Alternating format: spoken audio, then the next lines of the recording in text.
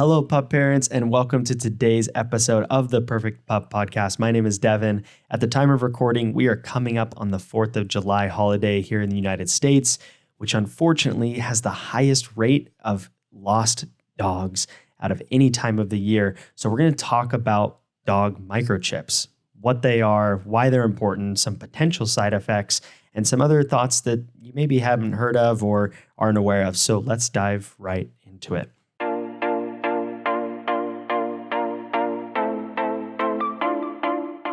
First off, there was a study done, different shelters that made notes of some of the dogs that had come in that were lost. And they found that when dogs had microchips, they were 2.4 times more likely to be returned to the pup parent.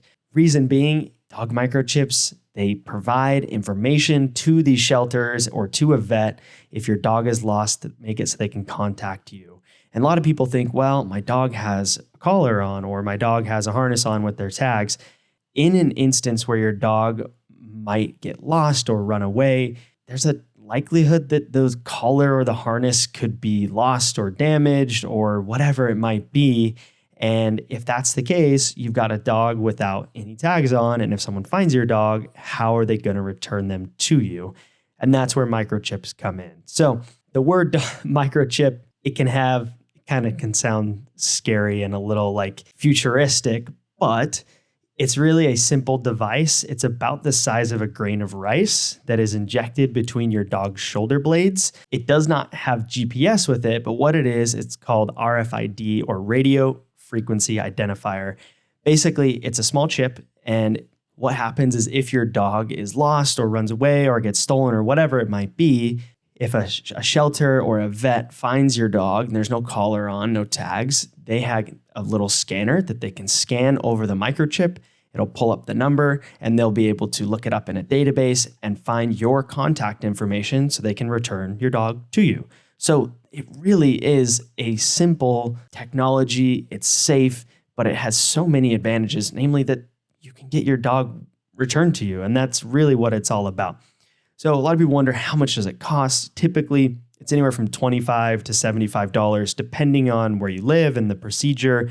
But there are often free or low-cost options that are provided by cities or shelter groups or whatever it might be in your area. You can kind of keep an eye out for those types of things. The important thing to remember, and this is really where people forget the most frequently, you need to register the chip. So if you have your dog microchipped, and you go home, they're going to give you typically a tag actually that comes with it and a piece of paper with, the number of your dog's microchip. Then what you have to do is go onto the website or you can call the brand of the microchip, and you're going to register it. That is going to tie your dog's microchip to your information. That way, if you move, if you need to give your dog to someone else, whatever it might be, you can update that information and it's always present. And it's always up to date for if your dog is lost. Here at Pupford, we try our best to offer as many free resources as possible, but we understand that sometimes you need more in-depth help for specific problem behaviors, and that's why we offer Pupford Academy. When you sign up for Pupford Academy, you'll get access to courses like impulse control, recall mastery, separation anxiety, leash walking, and even some intro to dog sports. You'll love Pupford Academy, so head to pupford.com to learn more today. People often wonder, are there side effects? There are very fringe cases of some side effects that have been reported. A British veterinary group started pulling in statistics, and they had about 4 million dogs that they kind of kept track of, and of that, there was less than 400 adverse side effects or reactions. So that's 0.009%. And those effects were usually very mild. So some of them that were common were migration, so the chip moving to different places in the dog's body. Not problematic, but means it can be missed by scans. Other times the chip seemed to completely leave the dog, which probably just means it wasn't injected properly. A few cases where the chip failed for one reason or another. Again, not problematic to your dog or their health, but it defeats the purpose of the chip. You can also have some small effects, similar to when your dog gets a vaccination or any type of shot, and that's how the chip is inserted. It's a little bit larger than your vaccination needle, but it's just inserted between the shoulder blades and popped in. So you might see things like hair loss or some slight pain for your dog within the first little bit, but those things are normal and typically aren't going to cause any pain, and it's just a temporary thing. There are some very, very, very few cases where it was reported of dogs developing, tumors or growths around the area where the microchip was inserted. In those cases, it wasn't able to be linked as a causal relationship because there was other factors like getting other shots in that area. Generally speaking, those extremely rare side effects were not tied directly to the microchip. So with that being said,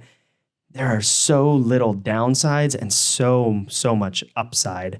I highly recommend you get your dog microchipped if you haven't already. And if your dog is microchipped, make sure, I think it's a good idea this week to go and log into whatever provider that you use. If you're not sure, you can look up.